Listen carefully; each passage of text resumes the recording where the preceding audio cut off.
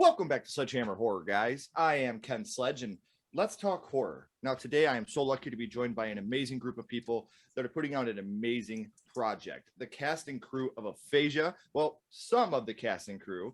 I have Brandon, Jill, and Josh. Brandon and Jill, how are y'all doing today? We're good. I'm doing good. Yep.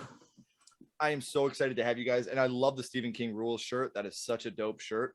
How about you, Josh? How you doing today, brother? I'm doing great. It's been a relaxing day, and I'm excited for this interview. I'm so excited to have you guys. So I do want to say right off the rip before we get started on this, Aphasia is still in its infancy at this moment. So we're not going to get spoilery with this, but we are going to be informative about it. And when this is over, I have the links to the trailer down here in the description. So make sure you're checking out the trailer so you could be a part of this. And as well as being a part of it, you can follow them on social media so you can stay up to date on everything that they're doing. So I want to start off first with you guys, Brandon and Jill. What was it like to come up with this idea? You guys are the writing team, correct? Yeah. I write, she fixes my grammar. Most times if Brandon writes a story, I look it over for grammar and spelling, and then I also question what's wrong with him with concepts and what he comes up with and different effects that he thinks we're going to do. That's usually how it starts is, do you want to do what? And we're going to do where and what? Yeah. And then we fix the spelling and go from there. Behind every great man. We all know how that is. So what actually got you guys pushed to well, let's start off with this. Can you give us a basic non-spoiler concept idea of Aphasia, what it's all about? Go ahead, Brandon.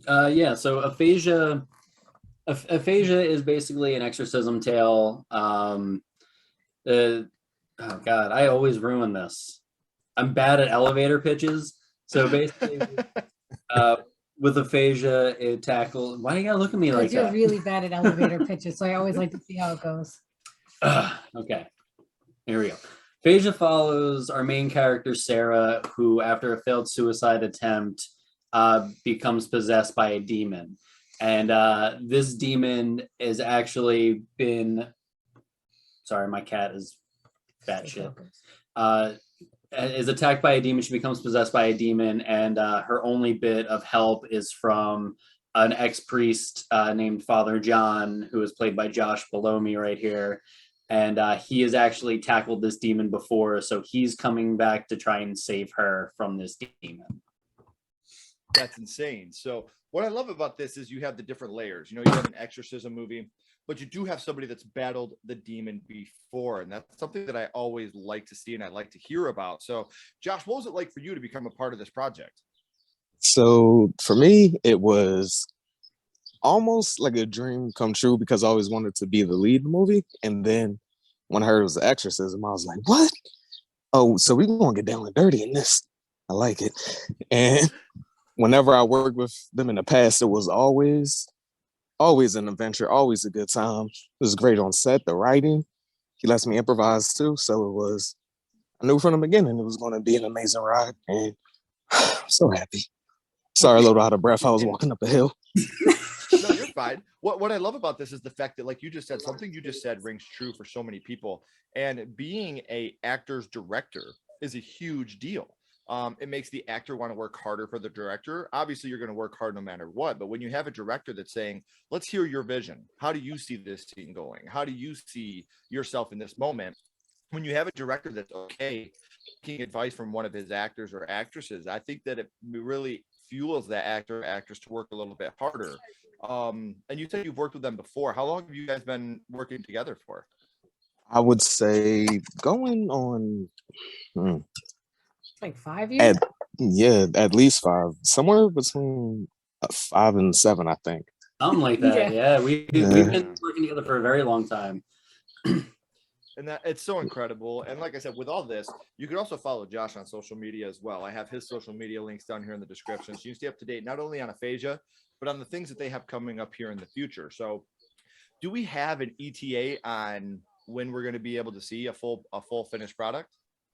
The original plan was by December at the latest, but we're pushing production back about a month, so we're looking January, February. Okay.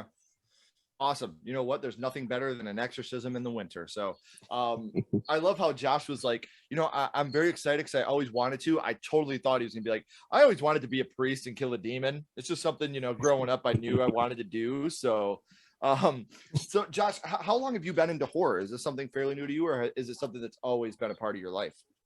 Well, something that always been a part of my life. My favorite kind of movie has always been science fiction.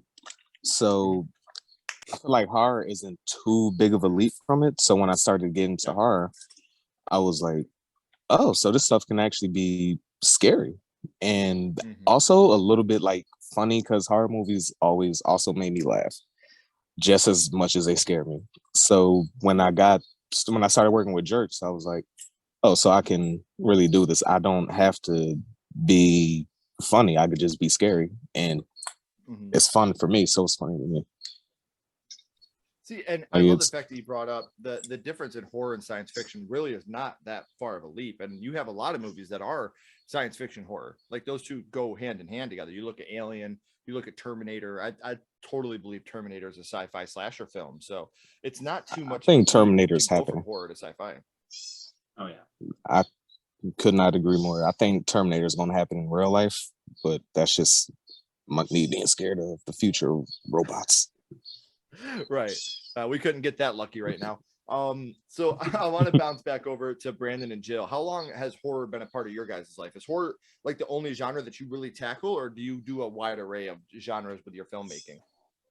Horror is the main one that we tackle, but a lot of the writing has been trying to branch out to more, I guess, more like art housey type stuff, more weird, I guess, trying to like cross that branch of horror and just experimental. But it's mainly been horror. Like I've been a horror fan.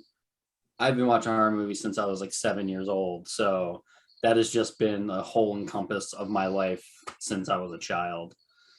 That's all I think. Yeah, we've both pretty much been horror fans our entire lives. I think even our first date was watching horror movies and reading ghost stories to each other. Yeah. It's just always been a part of our day and our lives. And now we make horror movies together. So right. I don't think there's anything better. My wife and I, our first date was to go see Tom Cruise's War of the Worlds. I mean, horror is something that's always been a part of my life as well. I was so blessed and lucky to grow up in a video store. My parents owned a video store.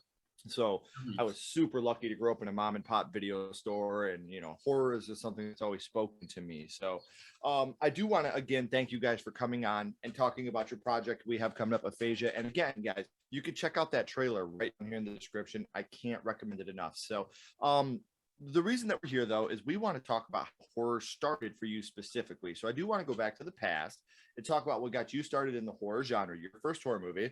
And ladies first, Jill, your first horror movie was? My first horror movie was Stephen King's It when I was in elementary school. What a great way to start. And I will talk about how I feel like that movie affects young ladies more than young men here in a second. What about you, Brandon? Your first horror movie was? My first horror movie was Hellraiser at the age of 7. That is amazing, because that is a truly scary movie for a kid. And now I see why you want to go over the top with your practical effects, because that's a great movie for practical effects. What about you, Josh? What was your first horror movie? My first horror movie was the original Child's Play, and I had to be 8 or 7. I was definitely under 10, and no child should have watched that. Well, it's funny because Child's Play, anybody that watches the show knows, that's my favorite horror franchise of all time. I think Child's Play, when it comes to consistency and entertainment, I think Child's Play is the best. So I could talk about that movie all day. So Brandon, I want to bounce back to you. I know you said that you were 7, you watched Hellraiser. Holy shit. Can you tell me who you were with the first time that you had watched it? I was definitely with my dad, and like possibly my mom and brothers were there too, but I really remember my dad putting it on because it was one of his favorite movies. And just I guess just doing the thing of like, ooh, Hellraiser's on, we're gonna watch this, and just putting it on and just forever scarring me for the rest of my life. Like I Right. like a little fun thing is like we got to meet Doug Bradley at a convention, and we have a little replica lament configuration. He signed it, and I told him that story. I was like, "Yeah, my dad showed it to me at 7, and he's 7. You were 7 years old. Your dad showed you it. You go home and tell him that he is a terrible father. That movie was not for you, and not to watch that." He's like freaking out at his table. So my dad was happy to hear that he had yelled at him. Right. And what's amazing about that is Hellraiser is such a deep movie that I don't even think a 7-year-old could fully understand what, the underlying, affair, love, sex, bondage. I don't think that. And Hellraiser is one of those movies where people talk about Pinhead, and I hate the term gash, but, the rest of his gash, the rest of his minions that were there with him, the Cenobites, but they really have a very small role in the original Hellraiser. They do not have much screen time. So, still some of my favorite quotes of all time. You have the demons to some, angels to others. I really think that's one of the greatest lines in the whole movie. Talking about the pleasure and the pain. So we'll get back to more of that here in a little bit. So I want to bounce back real quick to It 1990 with Jill. Which scene would you say it was that affected you the most? The one I remember the most is with Georgie's, just in the beginning when you first see Pennywise and Georgie gets his arm ripped off. I think especially after watching the remake version made me appreciate the original so much more, because without seeing it, the descriptions were so much more terrifying. Like you understood what was happening without having to see it. And I think one of my favorite things about horror movies has always been the creature hiding in the dark and giving the mystery without showing everything at once. And I was probably like 7 or 8 watching that movie and just knowing that like there's storm drains outside of my house. Like something could be living there. It was so realistic that I was terrified of balloons and terrified of storm drains for a long time. But well, and I feel like, yeah, you see a little boy get killed at the beginning, but even before that, you have the little girl that gets killed. Like you have 2 kids getting killed within like 15 minutes of each other in this film. And I've always felt like, a young boy watches this movie and he, looks up to the boys that are in the film. There's really not, I mean, like Beverly obviously is a positive, female character in the film, but she has such a bad home life, not only as a child with her father, but even as an adult with the man that beats her. And, these other boys are the only ones that ever loved her and took care of her. So it's hard to be a woman in this film and take anything, positive from it. So I always felt like it would be harder as a young lady to watch it. The first thing you see as a young lady is another young lady getting killed by a clown in sheets, hi. Yeah. And then he, attacks her in the sheets. So I totally get how It 1990 can be super effective as well. So Josh, we want Child's Play again. I could talk about this film all day on repeat, but what would you say your favorite scene from the original Child's Play is? My favorite scene was wasn't the one that scared me the most, but the one that made me realize like, oh, this is scary, is when she went to take the batteries out to realize there were none in there. It's like, oh, because my nana had like dolls in her house, and sometimes I had to sleep over there. And needless to say, I did not sleep well over there, because I'm like, I know that they gonna move. I just know it. I just know. And that still sticks with me till this day. I give side eyes to dolls and mannequins. I'm like, I don't trust them. I think it's great how you're like, I don't trust dolls. I don't trust mannequins. The Terminator is going to happen. Like, you're scaring me. I've been hanging out with you for 10 minutes and I'm terrified. They say Hollywood ain't true, no, they telling us what's about to happen. Y'all just ain't listening. I do love in that scene you're talking about how you have her, open the back and she sees there's no batteries, and then he falls down and goes under the couch. That she picks him up and threatens him with the fire, I said talk to me, damn it, or else I'm gonna throw you in the fire! You stupid bitch, you filthy slut! Did you fuck with me?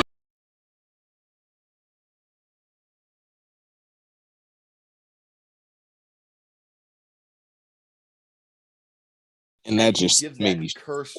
Yeah, that curse-ridden, like, fuck you, you stupid slut, like at that moment, because this is really the first moment, like, it's always been hinted that the doll's alive, but we've never actually seen him move. We've never seen him talk. So at this moment, actually see him come to life scared the shit out of me as a kid too. I'm like, nope, I've got toys. I'm done. That's a wrap. I think that was the first time I ever heard the word slut was from Charles Lee Ray coming to life in that part of the movie. I don't think I've ever heard that word before until he starts freaking out in that scene. What a positive role model that Charles Lee Ray is. Couldn't agree more. So I want to bounce back over to you for a second here, Brandon. With Hellraiser, this movie, like I said, it has a lot of bondage, a lot of, genuine fear, a lot of great practical effects, but it truly is a love story underneath all of that. Hellraiser is a movie that I've been asking this a lot, and it's going to happen whether you're ready for it or not. So I got to ask you, what do you think of them remaking Hellraiser now in 2022? I'm into it, honestly. Everything that I've read about it, for it following the novella a lot, I'm looking forward to seeing female Pinhead. I'm looking forward to seeing the true Clive Barker's true vision for like what it was as a novella. And like I know he like wrote and directed the film as well and made his own interpretation of his own product. But I would love to see what his original intent was in front of the screen. And with technology now, like I think they can pull it off pull it off very well. and I agree with you because I love the fact I had a bunch of people that were bitching like, oh great, they're making it woke and making a female Pinhead. I'm like, well, obviously you've never read the novella, because in the novella they're gender neutral. They are not men, they are not women, they're nothing, they're gender neutral. So Pinhead was never made to be a man. That's just how it ended up happening. So not everything today has to come with a woke. I hate that fucking term. It's the stupidest thing I've ever heard. It's woke. Oh, you mean you can call me woke because I have empathy for people and I sympathize with people? Sure, fine, call me woke. I don't give a shit. But just because there's inclusion in something doesn't mean it's woke. Like, we need to stop that bullshit right now. So Jill, I want to bounce back to you now. When we're talking about It 1990, like you said before, they did leave a lot to your imagination. The fear of the unknown, which I think is great. I'm with you. I think it's great. Don't show me everything. Show me a shadow with an arm moving. Give me that. Let me make it up for myself. There's nothing scarier than what happens right here, but the kills in that movie are awesome. I love the kills at It 1990, the practical effects they did. What kill would you say is your favorite from the film? Oh my goodness, I love the whole film. I don't know. What do you think? I don't know. I'm trying to remember, like, I love them all because, like, I just remember being a kid and being terrified. I also realized as a child there wasn't a second tape, so most of my life I only watched the first tape. So it's just like that was a thing. I think one of my favorite ones were just like, I guess it wasn't even a kill. It was just like when Belch like went into the tube and came back, like just broke into the tube, was just absolutely terrifying. It wasn't bloody. It wasn't anything. It was just watching a body crush into the tunnel was just more terrifying than anything else. Like, I think it showed me like you don't need blood to scare someone. Right. And it's one of those things where when you watch it, like you said, as you watch it happen, his eyes are just dead. Yeah. Like there's nothing left on his face. And as a kid, you're just like, oh, that guy's dead. But as an adult, you're like, that kid is dead. That teenager, it's a kid. Yeah, he was a dick, but he's a kid. They're supposed to be dicks. Like, that's what happens when you're a kid. So I definitely understand where you're coming from there, because I think that's one, especially visually. And what a lot of people fail to remember is It 1990 was not a theatrical movie. This was a TV miniseries. So it's not like they had $1 billion budget to work with. So when you look at everything they were able to pull off with that film, with the small budget they have, and to have it still be so relevant today is really a testimony to the actors, the director, the cast, everybody, and how the hard work they did to make this film so relevant. And it was all written about John Wayne Gacy. That's what it was. It was Pennywise was John Wayne Gacy, a beautiful clown on the outside and this true monster on the inside. So to know that stood the test of time is always a great thing. Not a great thing, like, oh yeah, we love that killer clown, but it's amazing how this low budget made for TV film has stood the test of time. Now, Josh, we talked a little bit about Hellraiser getting a reboot. We know that that's happening. Child's Play's already had a remake. Did you watch the Child's Play remake? And if so, what were your thoughts on it? I saw the first episode of it, and my thought originally was, okay, Chucky is now a fairy godparent. basically, that just kills people. Oh, And in that concept of it on the very first, I was like, I didn't watch anymore because I was like, I'm gonna just wait until season 1 ends and I'm gonna binge it. I didn't get around to it yet, but just based off that concept and the fact that Fairly Odd Parents was one of my favorite childhood kid shows, I was like, oh, this is a murderous virgin. This is just has no choice but to be hilarious in every way and nostalgic. Also, I'm just like, I'm here for it. See, I'm a Unless I huge got fan that of the all Chucky wrong TV from the series. first episode. You should definitely All give right. it a What's chance. the Definitely binge the was season. what It's I said definitely worth any it. close? it was yeah, it's Oh, close. it's gonna happen. Yeah. I need something to watch in the summer. Oh, it's done. Right. Oh, okay. Yeah. All right, then yeah, I'm gonna binge it And they now. got season 2 will be coming out in the fall. So make sure you check it out because I promise you it gets so much better. My wife was the same way. We watched the first couple episodes. She was like, I'm not sure about this. But the more it went, the more she was like, yeah, I'm in. I love it. I love it to death. So now I'm gonna bounce back to Brandon. And the thing here is All right, Josh and Jill, you guys are going to get to cheat here for a second because I am going to ask all three of you the same question. Now, Brandon, you're going to get put on the spot because you're going to be the first one asked. So we know what your guys' first horror movie was and how that affected you. But now, and again, starting with you, Brandon, my good buddy Ghostface here, and he has a question for you. What's your favorite scary movie, Brandon? What is your favorite horror movie of all time? Evil Dead 2. Oh, great choice. Yeah, Evil Dead 2, in my opinion, is the greatest horror film ever made. It is a perfect blend of horror and comedy, slapstick and gore, and just an amazing, batshit crazy story. I have a pre-shoot ritual that before any shooting day, the night before any shooting day, I watch Evil Dead 2 on VHS the night before any day that we shoot. So we shot over the course of the year that we've been doing Aphasia, we have in total, 35 days actual shooting dates. Mhm. That movie has been watched 35 times before each individual shooting date, even like back-to-back days, it was watched at night before the show. That's awesome. That's incredible. I thought at first you were gonna be like, we have this ritual where I read the Necronomicon beforehand. Like, damn, dude, remember, Klaatu, Veralta, Nictu. You got this, buddy. I actually wrote an Evil Dead fan film. So, and it's all based around Evil Dead 2, and it takes place 40 years after Evil Dead 2 if Ash had never come back from the future. And it's based around the Nobies. So, like, because nice. we never know what happened to Professor Nobi. We never see him dead. So Yeah, who that's knows? true. Maybe something happened and he got away. We don't know. When I was in college, one of my English papers was supposed to, like, the project of the paper was supposed to be progression.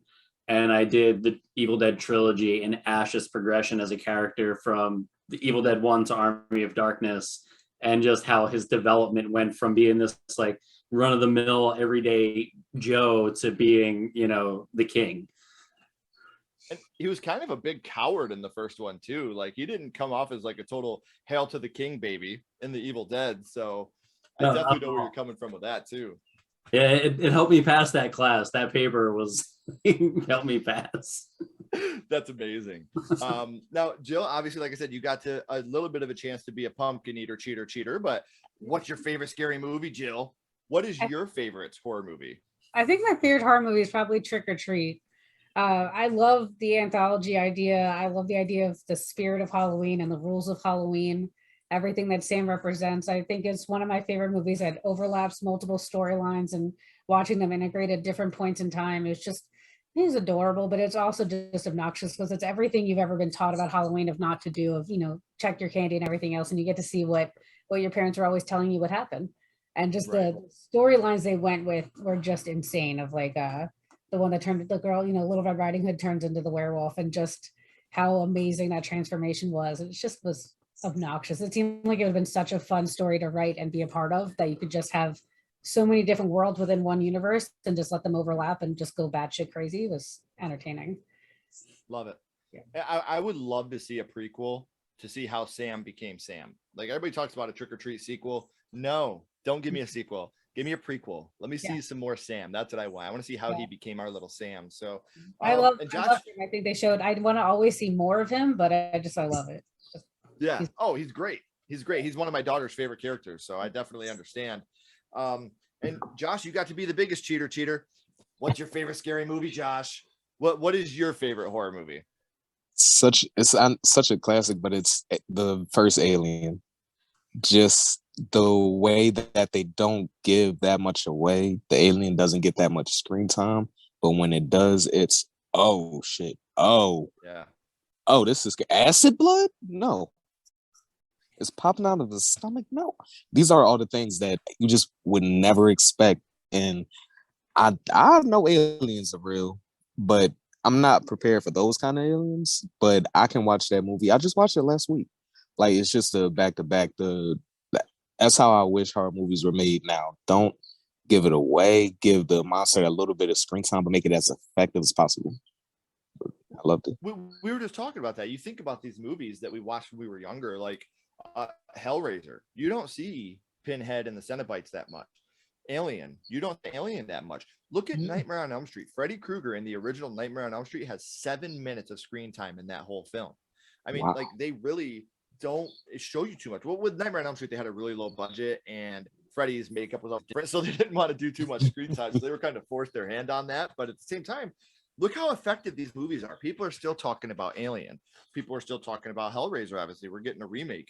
People are still talking about Nightmare on Elm Street. I mean, you don't have to have the killer up in your face the whole time in order to make a horror movie effective. So, now, guys, we are at the end of the third act. The credits are about to roll and the curtain's about to drop. But before it does, I want to remind everybody, click the links down here. Make sure you're following them on social media. Make sure you're checking out the trailer. Now, I can't recommend it enough. I don't bring people on here unless I think their shit is top notch. So I was so excited to be able to have the opportunity to work with these three. It's something that really means a lot to me. And they have a very original idea here. So I think you need to check this trailer out and you need to follow them on social media so you can stay up to date on everything they're doing. Now, before we go, we always end this with the same question, guys. I'm going to go backwards this time and I'm going to start with Josh. And what we're going to do here is we're going to rank your first horror movie on a skull count. Now, we're not ranking it on acting, production, score, nothing like that. What we're doing here is we're ranking this movie strictly on how much it affected you on first viewing. So with Josh and Child's Play, 0 skulls being not effective, 5 being extremely effective. You can use half and quarter skulls anywhere in the middle. Josh, what would your ranking of Child's Play be? It's straight up 5. And to the story behind it is I didn't know how much it still affected me until a few years ago. I went to a haunted house and I'm on a date with this girl. It's the first time I ever even met this chick. And we are going through a room and it's dark, but it flashes and I see mannequins and dolls. I run. I left her. I didn't mean to, but I left her. I was like, oh, wow, that still affects me. Oh, that's crazy. And she was like, why'd you leave me? I'm like, I'm sorry. It was a trigger. I didn't know. I was waiting for you to be like, a couple years ago, we went to this haunted house. I went on a date with this girl and she brought her kid and her kid had red hair and suspenders and I kicked his ass out of the car. I didn't realize how much it affected me until fuck that kid. So either way, I hope you got a second date with her. Hopefully not at a haunted house. I did. But yeah, definitely never went back. I definitely did. We went on a second date to Toys R Us. It was just as bad. I left her there too. Clearly, she's for the not younger the one. people out there. Toys R Us used to be the store with a giraffe on it, and we got to buy toys there. It was the neatest little thing. So, how about you, Jill? How on a scale of 0 skulls to 5, how much would you say it 1990 affected you? Oh, it's absolutely 5 skulls. It's been such a huge part of my life growing up. I always watched it every chance I could get. It's the reason that I make horror movies. I've also, followed John Wayne Gacy over the years. I've made an entire dessert company based around John Wayne Gacy and inspired by it and all of that universe. It's a everyday part of my life since I was a kid. So you said a dessert company? Yes. I just imagine, hey, you want to try our cake? It's called 13-Year-Old Under the Cellar. You're going to love this stuff. Well, Brandon likes to play a game at shows and say, if you can guess what the name is, then you can get a cupcake and no one knows what it is. Yeah. It's called 8213 Desserts. Okay. So it's John Wayne Gacy's address. that That's has awesome. so people are like, oh, is that the house you grew up in? I'm like, no, but one day I'm going to own a bakery where I'm like a storefront where I'm going to have the desserts in the floorboards for people to view. It's going to be That amazing. is so sick. Like, no, and I love the fact that horror, obviously what John Wayne Gacy did was awful. It was terrible. And I don't think anybody could ever make any argument to the contrary. But the fact that these things affect us so much, and something that it's always been so amazing to me. We talk about horror movies and how much we all love horror movies, and they are the scariest, bloodiest, goriest things you could possibly imagine.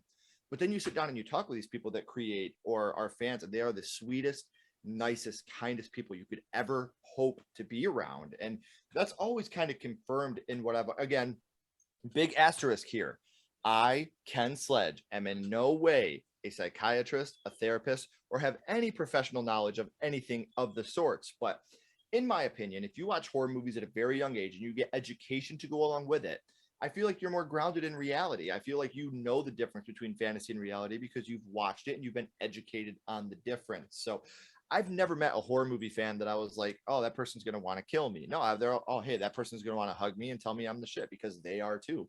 We're going to just be like, hey, welcome to primetime, bitch. So I absolutely agree. I think that horror means that much to all of us. So what about you, Brandon? Let's bounce back to Hellraiser. And obviously, I think I know the answer to this one as well, but 0 to 5, what would you give Hellraiser? Hellraiser gets a Spinal Tap 11, man. That fucked me up so bad. Like when it wasn't even that, like Frank's skinless body and like him growing out of the floorboards, like that didn't do it for me.